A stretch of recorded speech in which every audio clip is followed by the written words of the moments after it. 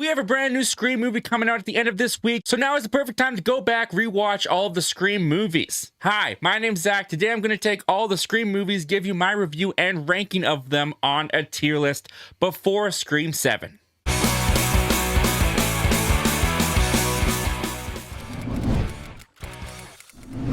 Before we get started, I started this YouTube channel because I cannot watch a movie without needing to talk about it afterwards. If that sounds like you're in the right place. Consider hitting that subscribe button. Also, while I'm talking, be sure to join me down below in the comments section. Give me your thoughts and opinions on the entire Scream franchise. How would you rank all of these movies from worst to best, or with the template of my tier ranking list, which is going to look like this. At the top, we've got strong recommended movies. Those are the ones that I absolutely love. We've got solid recommend movies, the ones that I like well enough.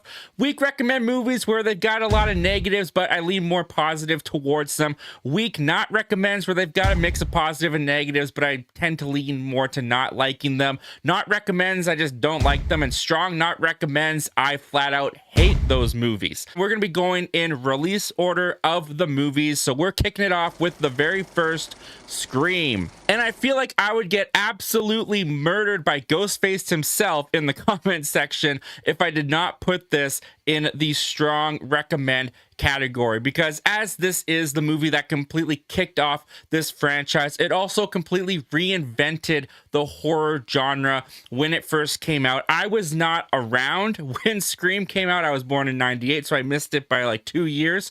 But all of the stories that I've heard, everyone that talks about it says that the horror genre was basically on a flatlining bed in the ICU. Scream came along and reinvigorated the entire franchise with its mix of a whodunit mystery with the slasher formula, and also taking the template and the rules of slasher films of the time, applying them to the film where the characters actually talk in the language of film, where they know the rules, they know what goes into making slasher films at the time, and they play it out in the movie where the rules apply to the characters are aware of the rules. It's a very meta kind of concept, but it absolutely works. On top of that, you've got the iconic Ghostface killers of Billy Loomis and Stu Macher, who have not been topped in the franchise thus far. Neve Campbell in here as Sydney is an instantly likable protagonist to follow. It's fun. It's actually got some legit scares to it. It plays as a actual horror slasher film while having all of the meta knowledge and fun of knowing that it is a horror slasher film. The characters are in on the joke, you're in on the joke, everyone's having fun. The kills can be pretty brutal. Scream is just an endlessly rewatchable horror film, and it's a really great entry into horror, as it was for myself. I, for a very long time, did not want to go anywhere near horror films. Scream was one of the very first ones I ever dipped my toe into, and it has been something I've gone back to pretty much yearly ever since I first watched it a couple years back. Moving on, we're going to Scream 2. Now, when it comes to the franchise's sequels, a lot of people will tell you that they don't really see a dip in quality. A lot of people say that Scream is a franchise that doesn't have a single bad movie within it. I don't necessarily agree with that, and we'll talk about that in just a little bit. But when it comes to Scream 2, I do like it well enough to put it in the solid recommend category. There's a lot of things that Scream 2 does pretty well. It builds off of that already established template of the movies where the characters are aware of how the movie rules work, and they apply that with sequels in a pretty clever way in Scream 2, where they talk about how the body count is up, the gore count is up, and how movie sequels tend to be inferior to their predecessors. They are totally aware of that, and they use that to their advantage to continue to play on the joke and the meta humor. Ghostface in here revealed to be Mickey and Billy Loomis's mother, Mrs. Loomis. I don't really get into the reveals in really any of the sequel Scream movies. Every single one feels like they're stretching credibility just a little bit more each time. In terms of these Ghostface killers, Mickey, I didn't even really remember he was in the movie by the time he's revealed. He's kind of just a background character for a large majority of it. Mrs. Loomis wanting to go for revenge for her son, Billy. I can get on that a little bit more. I understand they're doing an homage to Mrs. Voorhees from the first Friday the 13th. But where this movie does succeed for me is with the suspense and the kills from Ghostface. I feel like they're still pretty effective in here. Neve Campbell is still very great as Sydney. I like that they introduced the Gale and Dewey kind of animosity, romance, will they, won't they, in the sequel as well. Using the college campus too. I feel like they do that very well to kind of keep the whodunit very engaging, because you're just on a campus full of strangers. Any one of them could be Ghostface. There's a lot that Scream 2 does very, very well, while still at the same time being true to what they say in the film, where it's inferior to its predecessor. It does start to stretch a little bit of credibility for me. They're stretching out this idea of Ghostface. I mean, they've got 7 movies at this point, so they've definitely stretched it out. But it's still a fun enough time, and Wes Craven and Kevin Williamson are still working together at this point. They're still at the top of their game in the franchise. So I do like going back to Scream 2 every once in a while, but nowhere near as much as I like going back to Scream. But there is one that I don't really like to go back to, and that is Scream 3. Now, a lot of people will give Scream 3 a pass, and I can understand why people will give Scream 3 a pass. But for me, I'm going to give Scream 3 a weak not recommend. And it's simply because I feel like Scream 3 was kind of compromised in its vision due to a lot of behind the scenes and production issues. Neve Campbell could not have a full shooting schedule for this one. Her days had to be limited. And you can really feel that in the movie, where Neve Campbell is kind of sidelined and Sydney's not really present in the story until about the hour mark, and then she's just kind of sitting at a police precinct. They do manage to get her into the finale, and they give her one fun Ghostface sequence in the movie studio with all the sets, which is a pretty fun sequence. But for a large majority of it, you're following Gale and you're following Dewey trying to investigate this murder on their own in Hollywood.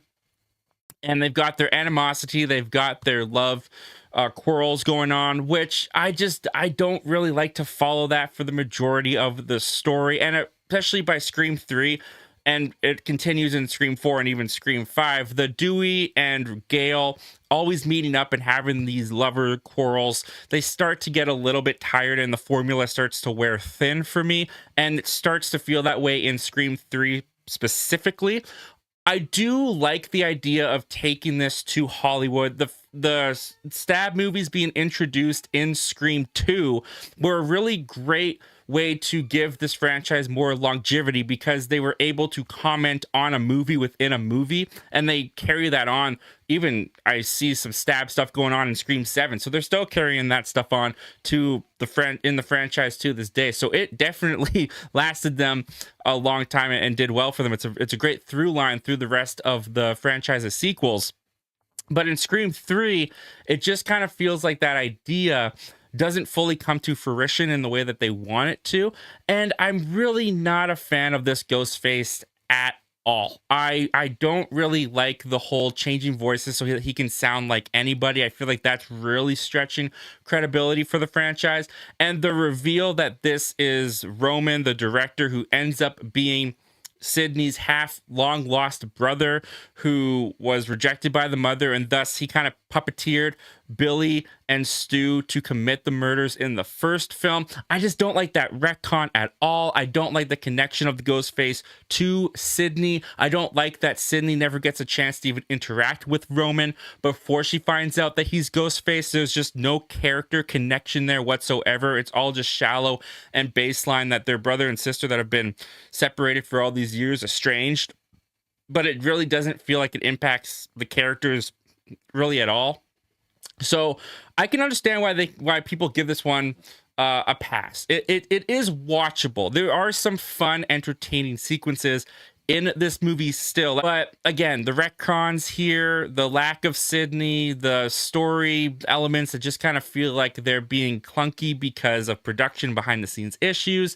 I just don't really get into Scream 3. I don't really ever feel like going back and watching Scream 3. So I do agree, it's not horrible, but I really have never liked this one. Bringing us to the last of the Wes Craven and Kevin Williamson team up. 11 years after Scream 3, we got Scream 4. And this is one that honestly has been a real back and forth battle for me ever since I first watched it. I've watched it numerous times since I first watched it a couple years back. And I think for the most part, I land on a weak recommend on it for me. I think there's a lot of things in Scream 4 that Kevin Williamson and Wes Craven were ahead of the times on. The way that they kind of introduced this whole idea of the remakes being the new big thing and the rules that come with remakes, and also the live streaming that they introduced with the teenagers in the film club and how they're always filming themselves and filming their high school experience. And there's a lot of unique ideas that do speak to the, I guess you can call it my kind of generation that grew up with Facebook and YouTube and all this kind of stuff. And I do like the Sydney story in here. I like that they brought it back to Woodsboro. I like Dewey and Gail in here and everything that they do with the characters 11 years later. I do like the places that they end up, Sydney writing stories. And I think the Ghostface killings are some of the most brutal that Wes Craven and Kevin Williamson ever did in the franchise. There's also some really clever setups in here where characters Jill and Kirby get the phone call in Jill's bedroom, and Ghostface is in the closet, but he's not in their closet, he's in their friend's closet across the street. Like really clever scenes like that found throughout the movie.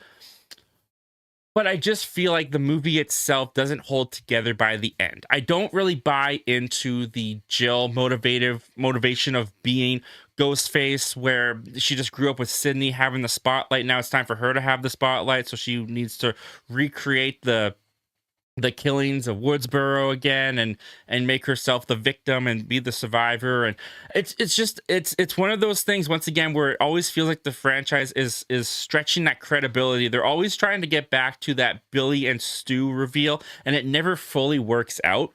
What I will say about Scream 4 as well is I hate the cinematography in this movie for the most part. There's a lot of sequences where it looks like Vaseline is rubbed on the lens. The lighting is very harsh and weird, and it just doesn't look like the other films looked, and it's always bothered me. But it is in the weak recommend category because, like I said, I do lean more to liking it. There's a lot of things in it that frustrate me. There's a lot of things that I have issue with and don't like, but I do think that it is still a watchable and a fun Scream experience, despite the headaches that it might cause me with some of those things that just bother me a little bit too much. Which brings us to the new class in Scream 2022, or Scream 5. And without burying the lead, this is just going to go in the solid recommend category, and I'm going to put it above Scream 2. What the Radio Silence crew was able to bring to the Scream franchise, we've lost Kevin Williamson at this point, we've lost Wes Craven, but they knew what Scream fans liked, and they knew the identity of this franchise, and all these years later, they know what is the popular thing, what's happening in the world of movies, and so they decided to apply the rules to legacy sequels, which is very brilliant in so many ways for this film, because while this movie does at times play it safe, it does play out very similar to the first Scream movie. Jenna Ortega's attack sequence at the beginning of the movie is very reminiscent to Drew Barrymore's attack sequence in Scream.